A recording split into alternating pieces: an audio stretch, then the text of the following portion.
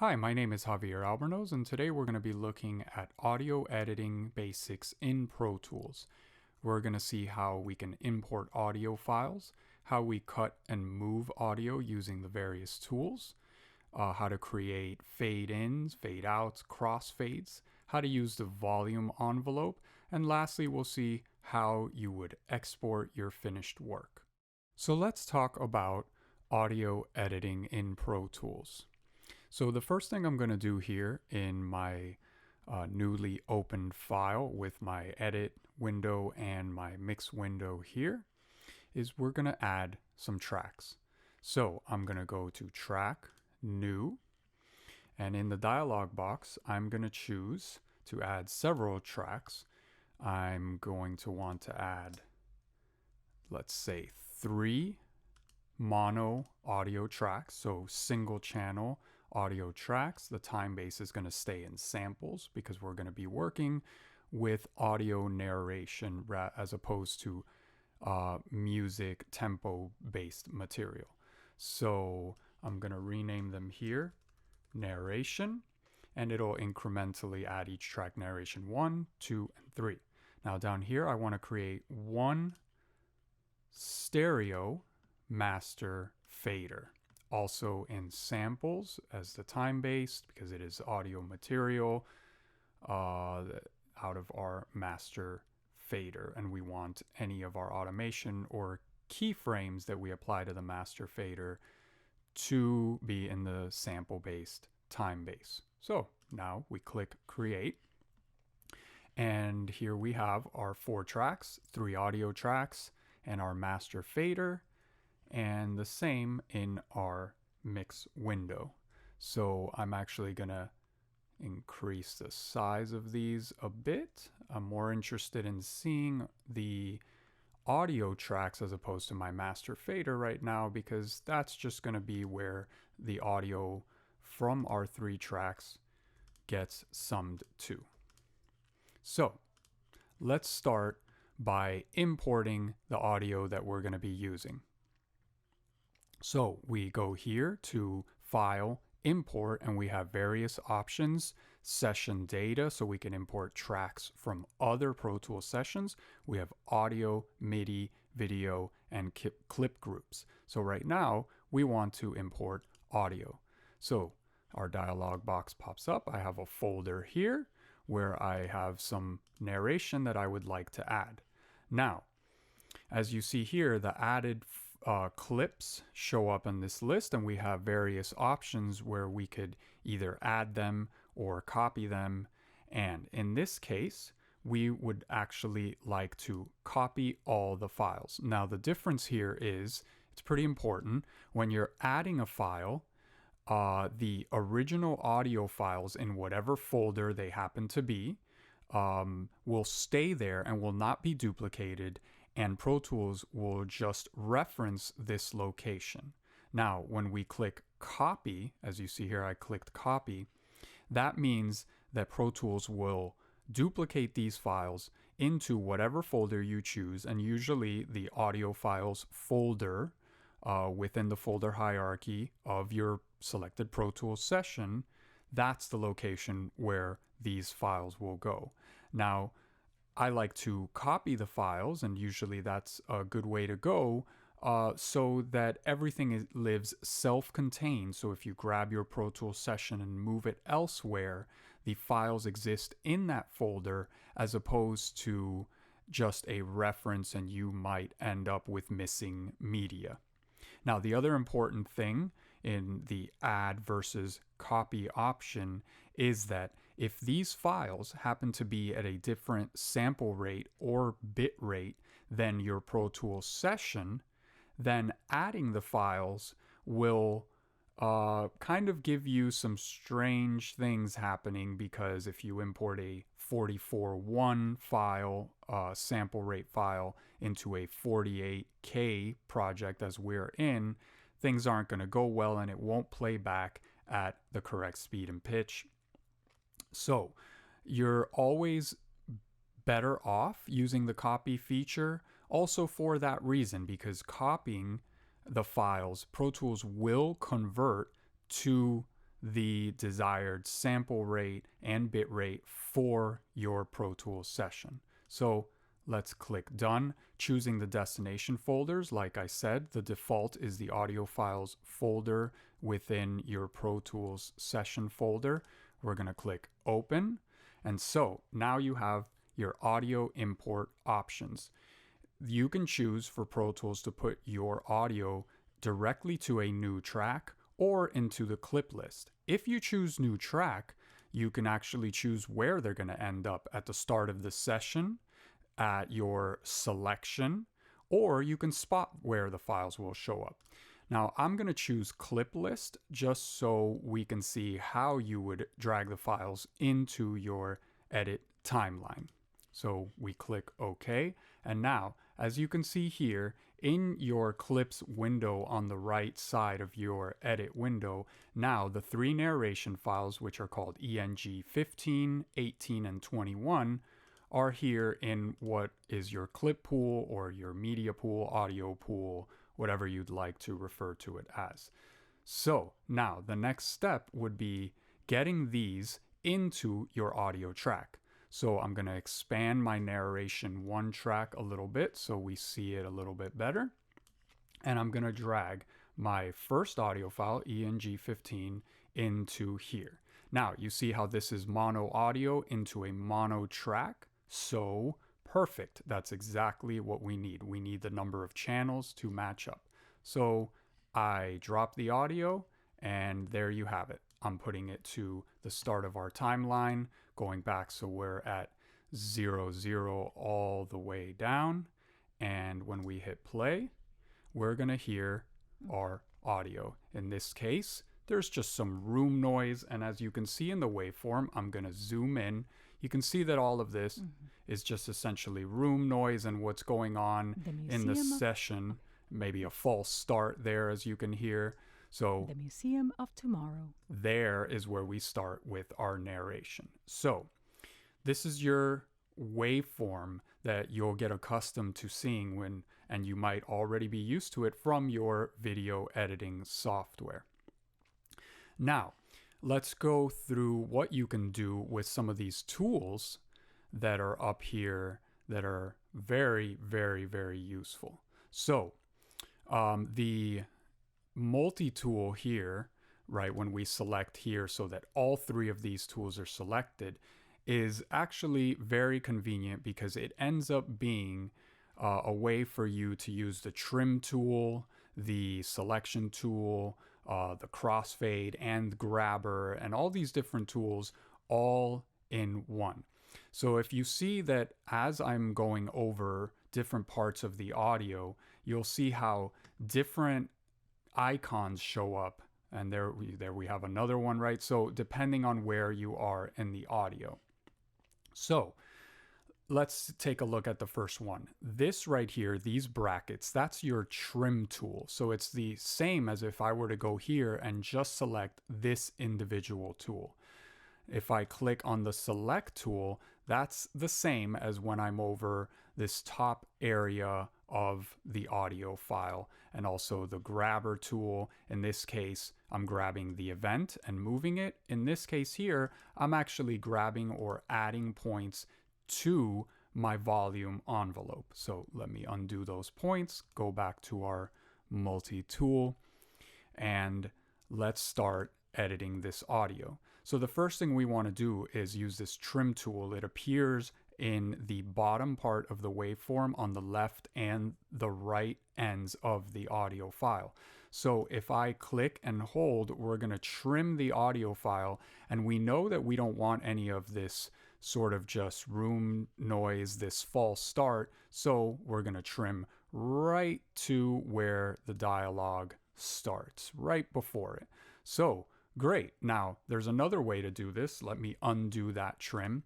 If you are up here where you actually get the selection part, the selection tool rather, you can grab and accomplish the same by grabbing here, going all the way to the end, and choosing Apple E on a Mac, or pressing rather, and now you have cut the files into two separate files as you see here. If I grab this, then I can move it. And if I grab this section of the file and hit delete, it's gone. I'm going to undo because I also want to show you. Let's say you don't want to delete because there might be something there that you think you might be able to use later. If you have it selected and you press Apple M, you're going to mute the file and you see how it becomes dull and it will no longer play back if I play that part of the timeline. So for now, after I muted it, I think I am just going to go ahead and delete it. So I'm going to move my audio, and we don't have to put it to the beginning of the timeline, just for demonstration so it's easier to see here. I'm going to zoom in, and as I zoom in, you can see that you start to see the grid.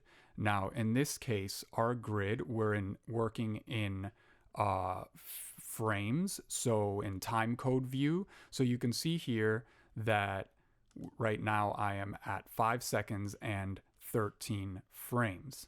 Now, since we're just working with this narration for now, we can go to minutes and seconds. 5 seconds and 582 milliseconds is what we're at now, right? And you'll see how our grid didn't disappear, but actually the units got larger because, again, you're choosing here. In this case, we're at 1 second as opposed to, say, 10 milliseconds, where the grid becomes very, very fine and there's a lot of resolution to what you're able to see in the grid.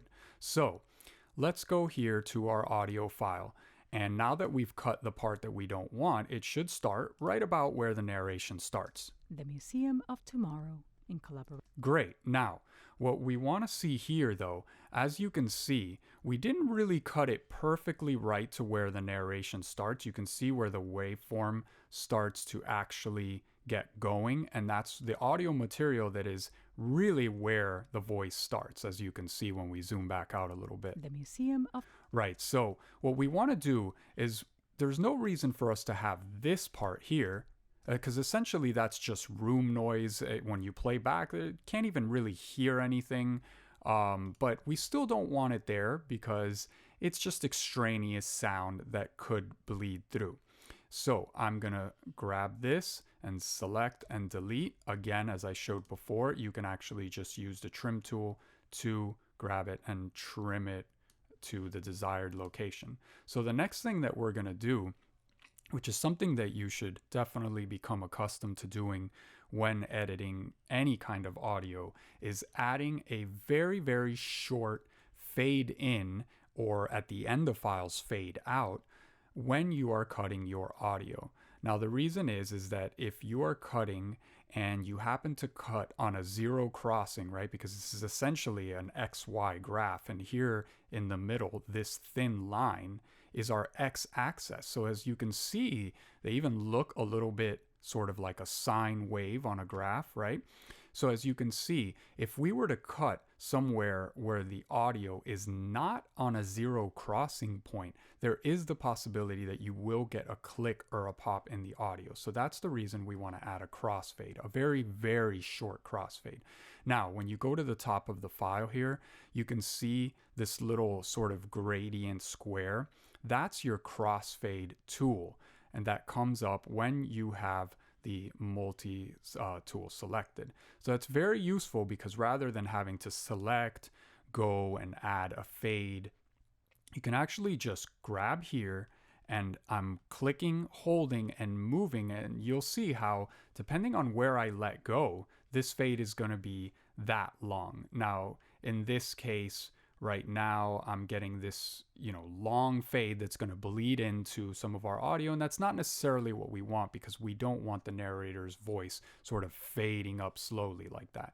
So what we're going to do is put in a very, very short fade. Now, you can see here with what we're looking at as far as on our timeline, this is an extremely short fade. We're looking here at about 8 milliseconds. Yeah, so that's probably about right. Now, if I keep zooming in, you can see here how, you can see more and more how the waveform starts to build as the person starts talking. So this fade, 8 milliseconds, is extremely fast, but it's going to avoid it, that you're going to get those pops I mentioned. The Museum of So Tomorrow. there you go. In The narrator collaboration with starts Miami-Dade. talking. Great. So now let's look at something else here as far as volume.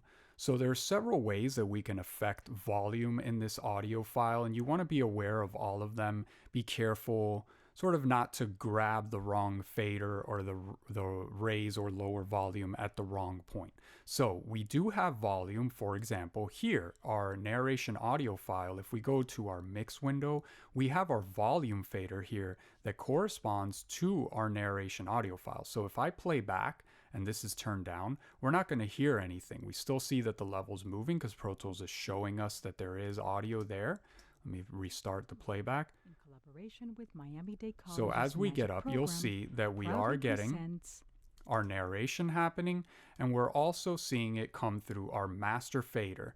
Now, if we had audio through all three tracks, they all lead to your master fader, right? So right now we only have audio on this one track. Now, let's say that really what I would like to do is get this file to have maybe a louder volume later in the file, but not an overall volume change, right? So if I change this fader here in your mix window, that's going to change the overall volume for anything playing back on this track.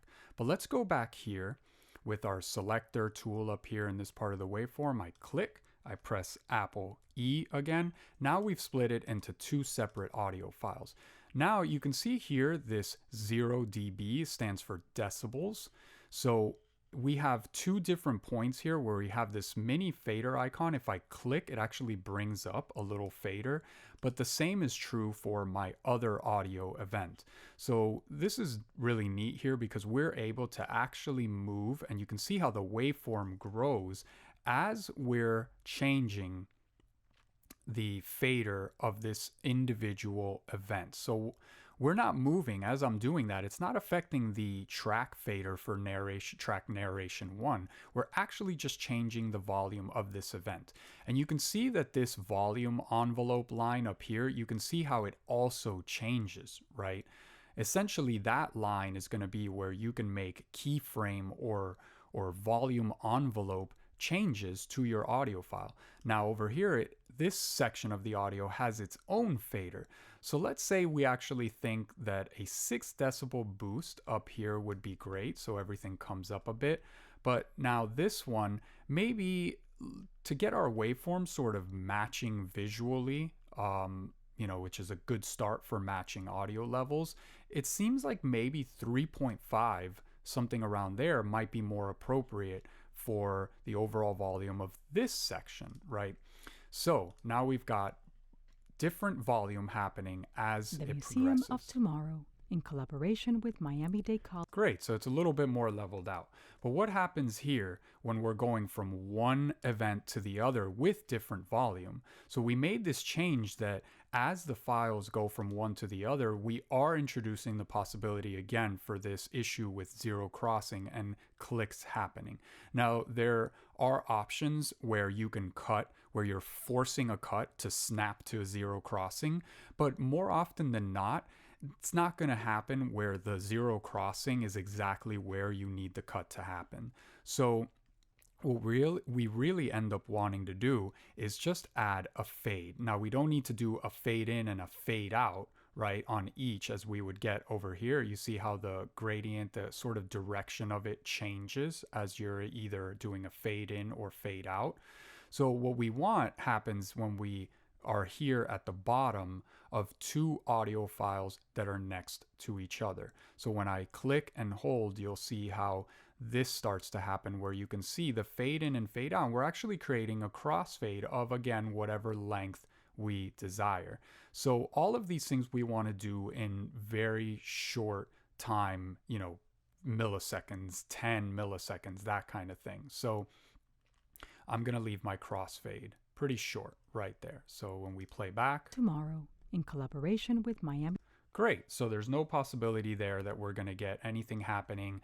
There's going to be any room tone in the room where this was recorded is going to crossfade into each other. So you're not going to get an abrupt change in the audio from one event to the other.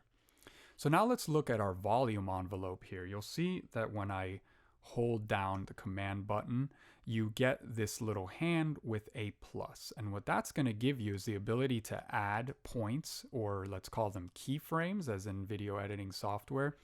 And when we hold them, we're going to be able to actually drag them. And you see how, again, we're actually modifying the waveform in the shape of this envelope, right? So this essentially, let's say we do this here and we create a point here, and then we get this bracket with the fader below it where we can kind of raise the whole thing, right?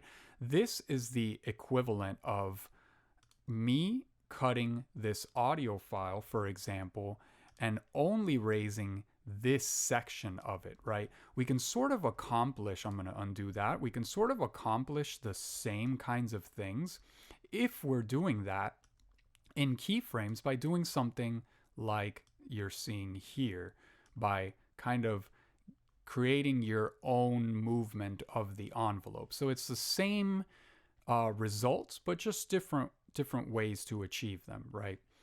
So now that we've sort of felt like maybe we've leveled some of this out here, let's move along further in our file and see what happens as we advance here. Virtual reality experience. Great. So it seems like during this section, right, there's about 5 seconds of silence where the narrator paused in between the lines they were reading. So more likely than not, this is not something that you're going to want to have, or the client isn't asking for, and they would like a continuous narration, right? So how do we go about getting rid of that space? So we can select, as I showed before, and we can actually just, in this case, let's just hit delete so that audio just disappears. Now remember that what I'm doing here is non-destructive editing. So I'm not actually cutting the audio file where it lives on our hard drive, in this case in the audio files Pro Tools session folder. This is non-destructive, so this is just creating edits sort of referencing what's going on to that original audio file. So now that we cut it, let's move it a little bit closer. Let's leave, let's say, something under a second. It's a natural pause, and let's see how that sounds. Experience. The Museum of Tomorrow in collaboration. Right, great. So sounds like maybe a little bit too much. We'll move it. It really just obviously depends on what you're working on, right? So as we're moving along, let's see what happens. What would we do next? Okay, well, definitely back to the crossfades, right? I mentioned that you want to do that to each of your ends, essentially your ins and outs of your audio file, right? So now you see how that S in that last word that the narrator spoke, right? If you don't do this short crossfade, and if you do it too close, you might actually catch part of that. So you see how now that I've created a crossfade, you've got these brackets up at the top where you originally had the crossfade icon. Once you have a fade, what these brackets are going to let you do are actually move either the end of the audio, but also on this side, you're going to be able to actually move the fade. So let's see what happens here. Experience.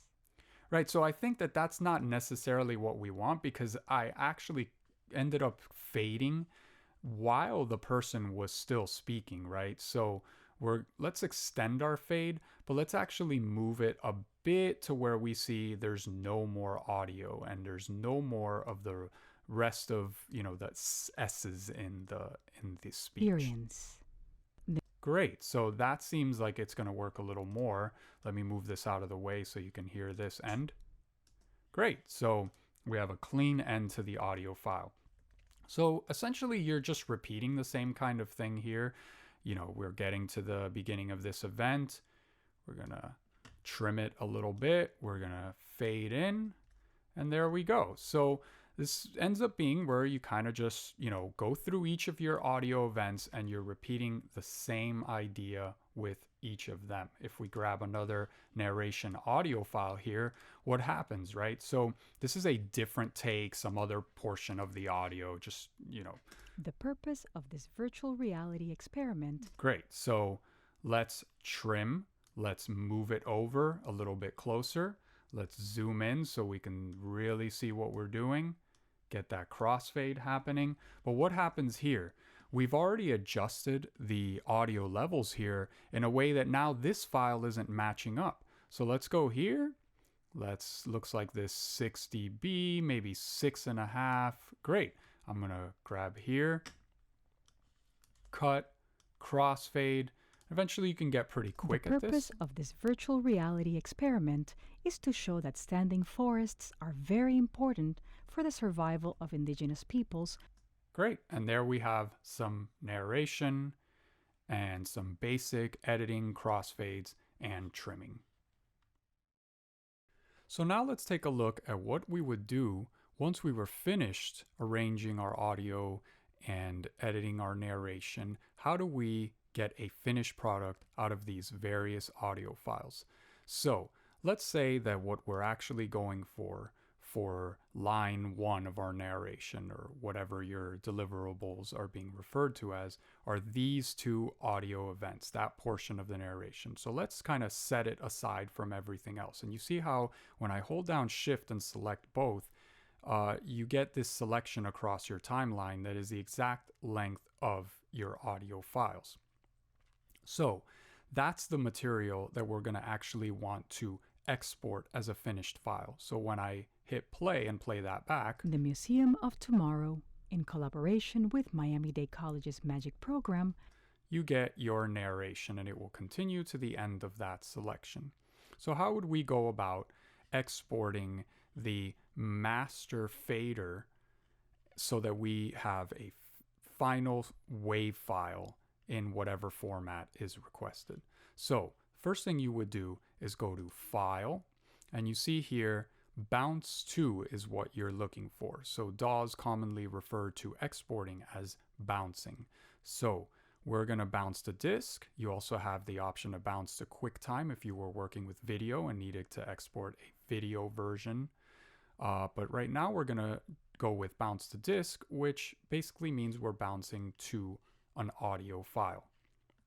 So the first thing you see in your dialog box here are the options for what output, what is the source of the audio. So in this case, we're going to go with the audio output of this particular audio interface, which is ADAT1 and 2, a stereo audio output, which our master fader is bussed into.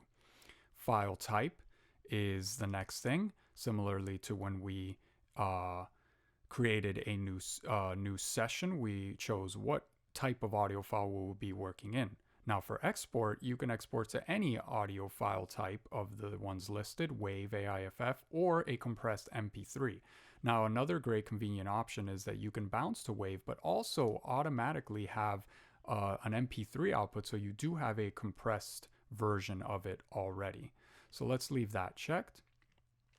Here we choose whether we want a multiple mono files. So because we are outputting a stereo output, we have the option of outputting your left and right master output as two separate files or interleaved, right? So even though our audio back here is mono, our output here is a stereo output. So it will output left and right stereo, or if we don't want that or we want it separate, we can choose separate or just mono, where it will sum the two channels together into a mono track. So we'll leave it as interleaved for this example. Our bit depth, which again, we're working with audio for video, so we're going to leave it at the standard of 24-bit and 48 kilohertz. So you have some other options here, which a very important one really would be whether you would like to import after bounce. So if you choose that, your outputted bounced audio file will come right back into Pro Tools, into your audio files folder, and you can have it right back into your session, almost like you're rendering what you're working with, and it will be one audio file rather than these two pieces you see back here as the separate audio narration.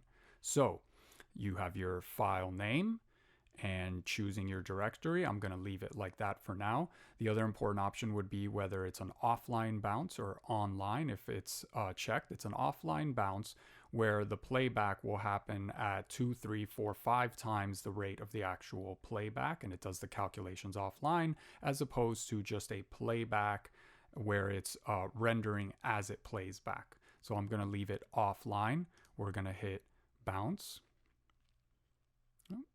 There you go. Okay. So it's going to bring up the options for what kind of MP3 encoder we're using. You can add metadata as MP3s accept that kind of thing. Your bit rate, let's go with these default settings for now. You'll see it bounce.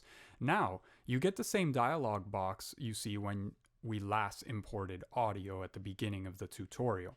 So this time, rather than to my clip list, I'm just going to say that I do want it to a new track, and I want it to the selection point. So as you can see, the selection point is right here at the start of my file, and what came in below it was the bounce. Since we did it as an interleaved file, you can see how now it created a stereo channel with the same material on the left and right channel. So if I increase the size of this, you're going to see that is our narration that we just exported. Now what I'm going to do is I'm going to solo this track by pressing the S there. Next to it is the mute button, but in this case we're going to solo it because we would just like to hear our results. The Museum of Tomorrow, in collaboration with Miami-Dade College's Magic program, and we can advance. The purpose of the resources. And there is our finished audio file.